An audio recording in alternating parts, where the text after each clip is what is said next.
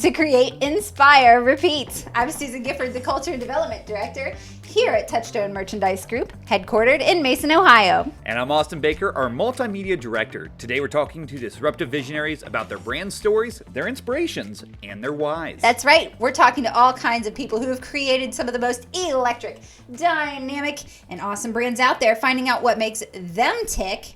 And also, hopefully you feel activated, inspired, and have something to take back to your fellow visionaries. Yeah, so today we're going to talk about communities. Susan, do you have a community that you're like deep ingrained in and you love? Absolutely. Did you know that Cincinnati actually has like 12 square dance clubs?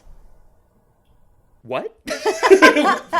Yeah, square dancing is actually really huge here in Cincinnati. It's Western square dancing, which is a little bit different from the square dancing they do in West Virginia. Okay. Yep, just a little. So yeah, our club has about 150 people in it. They're mostly empty nesters and senior citizens, but my husband and I are some of the youngest in there, but we have the best time. Oh, that's awesome. Yeah, how about you? Are you part of a community? Well, as a guy, we don't talk a lot about fashion when it comes to talking to other guys. So there's this group chat we're all in where I will literally just ask him a random question like, what's your favorite pair of jeans? And I get 10 to 15 responses about what their favorite jeans are. And we go back and forth about figuring out which one I like the best. And it's really funny for a bunch of dudes to be talking about this in a group chat. That is a group where you're not afraid to ask for help. Oh, exactly. Yeah. That's nice. Well, that's actually one of the things we're talking about with Stephanie Polen today. So Stephanie Polen started the Polen Group, and we'll ask her a little bit to explain a little bit about what exactly that is. But her big, I'm going to say coat hanger for her business is community, both in team building in companies and bringing new people into companies, and even finding that community outside of your company with fellow like-minded professionals, maybe the same in your field of work or in your, for all females, for example, just people you're familiar with that you can learn from. So we actually have Stephanie with us right now. Hi, Stephanie. What is so unique and special about the Polen Group, and what makes it great? Sure. So the Polen Group was founded about 4 years ago. My background is really in all things corporate. So I started this business 4 years ago after 20 years of corporate experience.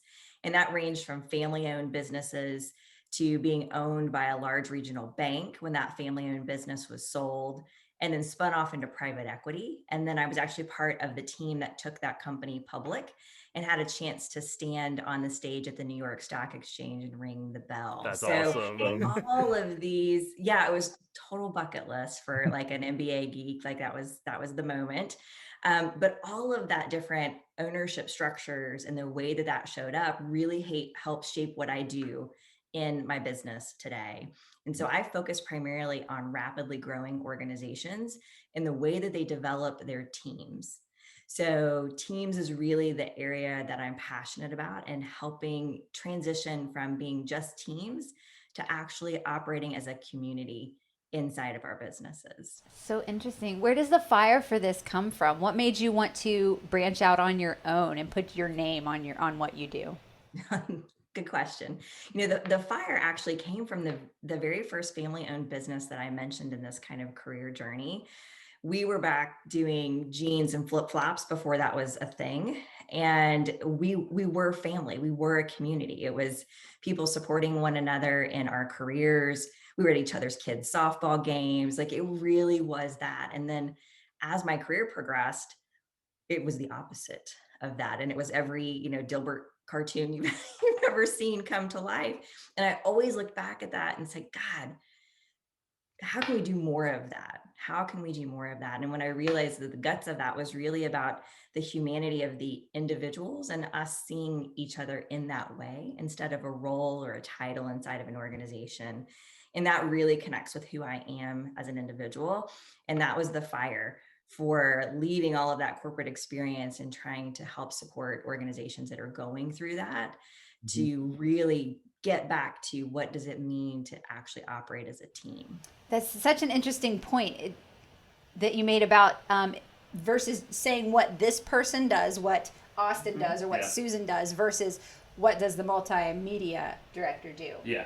Or what Right. does the culture director do? Like that really humanizes people. And I think once you get, we talked about this in the last episode, Yeah. once you grow past a certain point, you just become another cog. So Yeah. tell me the difference between community and culture. Is there a difference?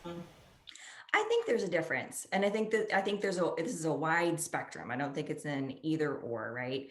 So there are a lot of organizations that when they talk about culture, they're talking about the mission, vision, values, the logo, the brand colors, the way that we show up. This is our culture. These are our benefits, right? This is how we do things. And on the other end of the spectrum is that plus I also know who you are as an individual. I'm pouring into how you want to grow and develop in your career and also your life, right? Helping you understand what your path can be here if you want to step off the ladder, if you would, for a little bit and get back on, and making sure that you understand that that's okay, and allowing you to be who you are at work too, right? Where, if you're in a situation where you have a child that you're dealing with that has medical complications, that doesn't have to be a secret, Yeah. right? It doesn't be something that you're holding on to yourself. And I think that sometimes we leave those parts of ourselves behind in a big culture, because the culture is, I mean, this is you guys' space, you tell me, right? It's both defined and undefined. And we know what that looks like. And so we want to make sure that the two things are coming together in a way that enables the individual to really show up and shine in the work that they're doing. Man, I feel like, yeah, you do have the culture, like the defined things that you list that are the way we are, like our field guide. But it sounds to me like what Yeah. really brings, really makes it personal is when everybody individually is celebrated and you can be authentic. That sense of community, I think, is something that we could all build on a little bit. Yeah. Because while we have a good target of where we're headed, are we taking individual people with us along the way? Yeah, it's a lot to just say like, oh, we want this type of culture, but how do we individualize it to, I mean, I don't have a family, so I don't have kids and stuff to worry about. So how do we tailor it to me, but also tailor it for the person who does have the family, and focus in on those two aspects? What I'm trying to think, what is your steps when it comes to discovering something like this and figuring out how to implement it into the workplace? Yeah, well, one of the first things we start with are the good old mission, vision, values, Mhm. right? So are those real, or are they things that are on the wall? And so when I start working with the client, that's one of the very first things that we test. Are those values real? Where is the evidence of those values? And then what we do is if they're real, let's talk about how they show up. So for example, when I work on a specific team, if you've got a list of 5 values, not all 5 of those are going to connect with each individual. So when we work with a team, we spend a lot of time saying, well, which of those 5 means the most to you? Which of those has a story that affects your personal, your professional life? Like, why is it transparency important to you, right? What has happened to you before that's made that suddenly something that's really important for you? So drawing that from the wall to the individual, we Yeah. do it as a team, and then we have each individual look at that, right? And that's a story that we can start to build about my role here in this community. We have a set of shared values, and this is the one of those set that means the most to me, and here's why. Yeah, that's a great way to make it personal. That'd be a great opportunity for team building. Yeah. Absolutely. Holy cow. Yeah. Is this something that any company could do regardless of the type of, let's see, like high performance culture structure or, Yeah. oh, what's the other one? Continuous improvement structure. Yeah. This sounds like something that would apply to anybody who's got those mission, vision, and values that they have posted. Absolutely. And think about it this way, when you add a new person to the team, Yeah. right? That's part of the onboarding process. And if you've got that ritualized inside your organization, they can quickly become part of the community, Hmm. right? So in a lot of organizations, maybe a new person joins the team and they feel the role of the HR specialist, and this is their role and this is the thing that they do. But if as a part of that onboarding, that new HR specialist had a chance to talk about their value that they most appreciate, their leader did, the team members did, that onboarding process is like, wow, we're in, I know you, I don't have to do the whole work to prove myself and fill this role and all this kind of stuff. Like, I get you. Like, we have a different level of relationship. So that's another really practical way to stay connected to what we're doing and what we're all about. It's super practical because it's not another system to implement. It's not a whole nother set of rules or, I don't know, another website to log into, another portal to keep track of. This is stuff that already exists. It just needs to be acted on. Yeah, I mean, this is that foundation, right? So when I work with organizations, I use the brand name of Unshakable Leaders and Unshakable Teams as part of the work that I do, and that's what that's about, right? When we talk about being unshakable, it is being grounded. The foundation of that is we are grounded in this together, and it should be values related. It should be behavior related. It should be about community. So that when that foundation's strong, as your business changes, as your industry moves forward, the foundation's ready to take that on, right? It's not that things aren't moving, but when it moves, we're starting from a really solid place. Not, we're all definitely connected and aligned. And that's really what that's about. So we've talked about how this can apply to our teams, in our businesses, in the company we work at.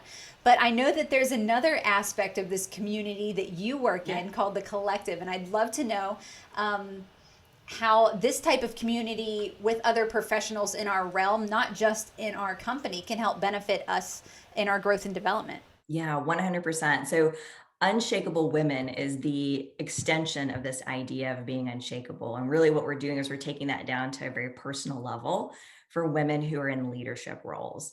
So if I, as a woman leader, am connected to my strengths, if I understand what I'm about and why I'm doing it and where I'm going, when new opportunities come or when systems change or the environment changes around me, I'm still really grounded and connected because I know what I'm about, right? And I can make decisions for that. So pre-COVID, those activities looked like us being face-to-face, doing group sessions together. We also did group coaching dinners, which was a lot of fun. So we would get around a table and share a glass of wine and talk about what was going on and get to meet and connect with one another. But last year, I really missed doing that when we weren't able to be face-to-face. And so what that has transitioned to is actually an online community where we recreate those experiences where as women leaders, we are learning together and sharing what's happening, not only in our professional lives, but our personal lives, so that we're building that community online. That's awesome. Do you guys, is this sort of a thing where it's just anyone can sort of sign up for it? Is it, you do it by client basis? I'm not too familiar with it. So if you want to explain that a little bit. Yeah, you do have to apply. So this is intentionally not a Facebook group and intentionally not on LinkedIn either. So this is a separate platform and it's designed for that because I want you to get away from, crazy Aunt Susan, who's posting things on Facebook that may or may not be a distraction, right? We want you to be in this space where you're focused on developing you. And so it is its own platform. There's an application process for it. And it's really so that we can understand who is coming in and what their goals and objectives are and get them placed into the right groups. But, we have people from all over the United States that are in this organization. And it's more of a, once you're in, we find people inviting one another. So it's really organically growing rather than like some big splash, because we know that there's a specific type of woman leader who really wants to do the work, right? Mm-hmm. So if you want to just, virtual wine and cheese fest, you're welcome to do that. There's a lot of ways to do that on Facebook. But what we're going to do here is we're going to work together and learn together and practice together. So for me, that practice is where the community comes in, right? It's a safe place where I can try this new skill of pitching a service or giving feedback and bomb at it. And it's no big deal, right? So that we can fail in a safe space, we can try this. And so that's a big piece of what the community is let's learn, let's practice, let's go try it, and then report back what our successes are to one another. Having a safe place to fail is such a relief. It's got to be a great a great feeling. I imagine you grow so much faster when you're not afraid to try. Yeah. If you know that you don't have any clue what the outcome is going to be. So I imagine anybody involved would get tons of benefit out of not only that aspect of it, but asking for advice or seeing other people succeed on the opposite end of it, and giving someone else the initiative to want to try too. Yeah, I'll give you an example. This morning we had a call. We do a first Friday call to catch up and see what everybody's up to. And this morning we celebrated someone who is graduating this weekend with her MBA. So she's walking across the stage. So we did a little celebration for her. We also celebrated somebody who it's her first Mother's Day and got to talk about that. And then really quickly we got into a really deep discussion about why is it hard for us to ask for help, right? Now, in a community, you can ask for help. And so we really kind of started to get together to say, okay, are there things that are unique about women leaders where we are juggling lots of things? And again, this is not, the things that we're dealing with are not only women related. Yeah. There are many men leaders who struggle with the same thing, right? But we're talking about like, what are the things that we don't want to ask for help with? Yeah. Right. And why is that? And why do we do that? And so today we got into a really deep discussion about needing help. And then we also traded amazing TikTok videos of things that we found to be very helpful.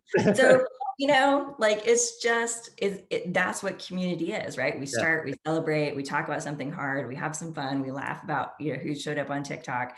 And so that's what that looks like. And we all left our beginning of our Friday morning just a little bit better than what we started it. That's awesome. I love that you guys sort of have cultivated this friendship and this group of like-minded people who, the stuff I go through and the stuff you guys probably go through, they're similar but different. And I surround myself with people who are similar to me, who help me grow and become a better person. And you are cultivating this online right now. But I love that I really love that it's geared towards women, because women go through a lot of stuff I don't go through on a daily basis. And I have no idea how to help with a lot of that. So that's why I'm like, having that sort of support system built around you is something that really isn't really common. So I love that that's sort of the focus, is to gear towards like-minded women to help them grow professionally, personally, socially, whatever it is, just making them better people overall. Oh yeah, because you're the average of the 5 people you surround yourself with, that you're around mostly on a basis. So why not surround yourself with other people who are also putting growth and development as a priority in their lives? Yes, that can only help. That can only help. Well, Stephanie, if you could leave our listeners with a piece of advice or an action item that they could apply today after they get to work, or tomorrow on their way, like what would you suggest? I think the thing that I would suggest is to do a refresher, or if you've never thought about it before, to actually think about it. What are the 3 words that you want people to use to describe you? So what are the 3 strengths? What are the things about your brand? Like if somebody was talking about you, what are the 3 words that you would want them to use to describe you? And then gut check yourself to see if you're actually showing up that way. Wow. That is powerful. My brain is racking right now. I'm going to throw this back at you. Pop quiz you? What? I'm going to ask. Pop quiz you on your 3 over here. No, but I'm going to pop quiz you. What are your 3 words? So I want to be known as a connector. I want to be known as someone who recognizes the unique nature of each individual. That is who I am, right?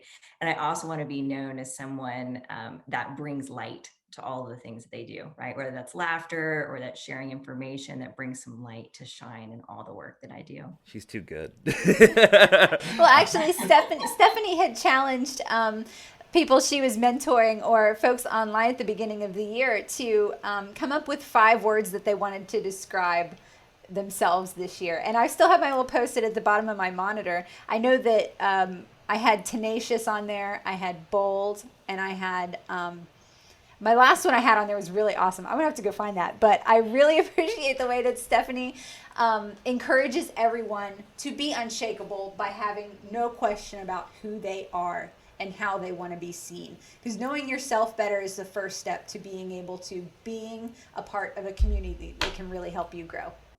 Yeah. Absolutely. Stephanie, thank you so much for being with us today. I really appreciate you being able to come on Create, Inspire, Repeat. Good. It was good to spend time with both of you. Thanks for having me. Oh, if anybody wanted any more information, how can they get a hold of you? Sure. So the best way is thepolengroup.com or unshakeablewomen.com. You can get me either way. So I think a great measure that Stephanie pointed out to know whether or not you are actually part of a community is, are you comfortable enough to ask for help? Yeah. Dang, that stuck out further than anything else she said in that whole interview. I was sitting there just thinking about it. I'm like, comfortable enough to ask for help. There's places I'm involved in and stuff where I'm not. And I don't know if that's part of like the evolution of being a part of that community. Like when you first join something, yeah, you don't want to be the new person who always asks for help. You want to get accustomed to stuff. But how comfortable do you have to be in this community, this group, to just be willing to say, I don't know how to do this, help me. And I think that stuck hard. That was so big. I think in a curated community like the collective that Stephanie has going on, it sounds like it's easier to ask for help because you know everybody's coming to the same place, bringing the same willingness to be vulnerable to the table.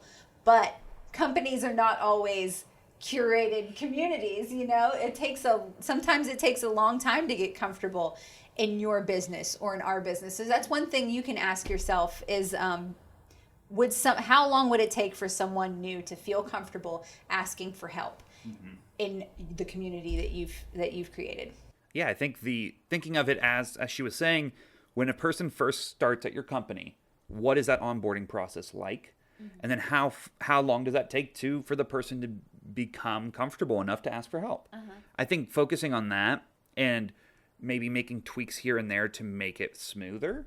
I mean, that's something, we're working on that, but companies all over are working on their onboarding program and how to make it the most efficient, but also how to get people plugged in quick enough. And that's the thing that we have at Touchstone. We have Life Council where we're planning events. We're having stuff where people can give their input, be a part of things. And so having things like that and working on building that culture around it, I think that's a big thing that they do. And I think that's something that we sort of can take away from that. Yes. Onboarding should make sure, is your chance to make sure a new hire's reality matches their expectation when they come in. Of course, that also takes place in the interview process. You got to make sure that you're giving them the right information before they make the commitment. But once they get in there, I'm already thinking about ways I can change our onboarding because I introduce them to the overall company, the culture. David Mills introduces them to what makes us different in our process, our creative, our unique creative approach to things that we do here. But how much introduction are we doing to their team? Like I want everybody in the team. It was so awesome if everybody in the team could sit down and go through these values and be like, these are the couple of values that are most important to me, and here is why. That community, that willingness to ask for help, that being comfortable with asking for help would come so much quicker if you knew those foundational values for the people that you work with. Yep. Can we pause this? I got some work. She's gonna go all afternoon. She's gonna be working on this guy. Man. And what you're saying is like, you're basically cultivating that from the beginning. I love the idea of bringing your teammates in for the interview or for the first day onboarding or whatever, first week. Yeah. And I like the idea of, the people I've gotten close to here at Touchstone, we've gone through stuff together. We've been to events, we've done big projects, and we've had to work either those late hours or just those intense hours where we had to get a lot done very quickly. And working together in those situations get you closer. So how can you cultivate not necessarily the work part of that, but the closeness part of that, where you are connected to them on a deeper level than just coworkers? Yes. I do know, and I do recognize that each department is going to have a subculture. Yep. Not every department is going to want to celebrate their wins the same way. Not every department is going to want recognized for their hard work in the same way. Heck, not even any individual is going to want to be recognized or is motivated by the same things. So I think that if you take the individuals and compare them to the company's values and have them choose those, that that is something that you do not have to have a specific subculture for. That is that brings everybody back to the company culture. It strengthens the company culture, but then again, you get that even tighter subculture within your department because you understand them better from the beginning. Oh yeah. Oh man, Stephanie brought her game today. Woo. I love it. Yeah, it's so motivating to hear, especially like for women and stuff. I love that mentality of you guys can. It allows them to get together and talk about issues or problems or just pitch ideas. Like just having a sounding board you can pitch your ideas to.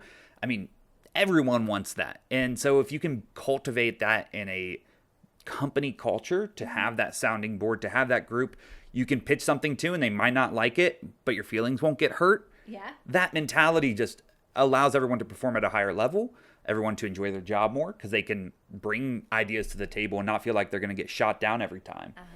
And then having people help you bring those ideas so that they work instead of just throw them to the side. That's true. I did get to participate in one of Stephanie's Unshakable Women dinners. Really? It was so cool. It was literally group therapy. Between, we had wine, we had great food, but the prompts that she gave us to go around and talk about you had to be so vulnerable to answer those because you were giving up like the basic reasons of why you are the way you are and your biggest hurdles and what opportunities you haven't taken advantage of and why. And you just learned so much about yourself, and you went away wanting to see these women on a regular basis because that community's strength, by the time we were done, we knew something unique to everybody and what their strengths were and the trouble they were going through. So I totally see a critical importance in celebrating the individuality, the unique strengths of each of your employees at work, and building a community where people feel safe to grow. It's so good. Yeah. So good. We're done. Thanks for watching Create, Inspire, Repeat. That was great. Oh, I'm just listening to you now. This is just good content. Yeah. Well, like Stephanie said, if you'd like to know more about her and what she's doing with the Polen Group, you can go to thepolengroup.com or unshakeablewomen.com. She's also real active on LinkedIn as well, so you'll find lots of great content there. If you want stuff from us, you can check out the new TMG Ideas website. Holy cow, if you haven't been there, you've got to go check it out. Also, if you want to take a sneak peek into what we're doing for the culture, check out Touchstone Life on Instagram, and we're also on Facebook. We've got content on there and LinkedIn under TMG Ideas. And if you want to leave a comment down below in the comment section about this episode, we'd love to hear it. We'd love to hear what you think about it, but we also would like to know who you would like us to have as a guest. We're looking for new guests all the time, and we would love to interview all sorts of different people who are big names in their industry, but also people who have just changed cultures and disrupted the normal norm. So if you like what you see, make sure to rate, review, and subscribe anywhere you listen to podcasts. We're also on YouTube, so check us out on youtube.com. That's it. Thanks for listening to Create, Inspire, Repeat.